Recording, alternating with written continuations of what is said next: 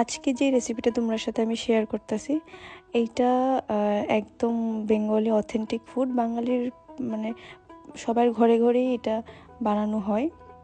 আমার এটা আগে খাইতে ভালো লাগতো না, যে কারণে আমি দেখতামও না, মানে পাতাও নিতাম না। তো যাই হোক, এটার ব্যাপারে আর এক্সপ্লেন করি না সেইভাবে। তো আস্তে আস্তে আমি বাড়িতে একদিন, অনেকের বাড়িতে হয়তো বা এই ব্যাপারটা একটু শুকনা শুকনো করে, কিন্তু আমার বাড়িতে একদম একটু গ্রেভি গ্রেভি থাকতো আর কি।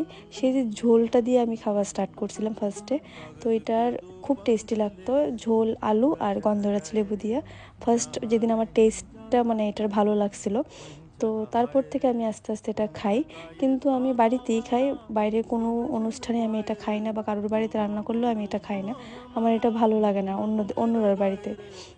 তো আমি ফার্স্ট টাইম বিয়ের পরে রান্না যখন করি, তখন আমি ইউটিউব দেখে রান্না করছিলাম এই ডিশটা।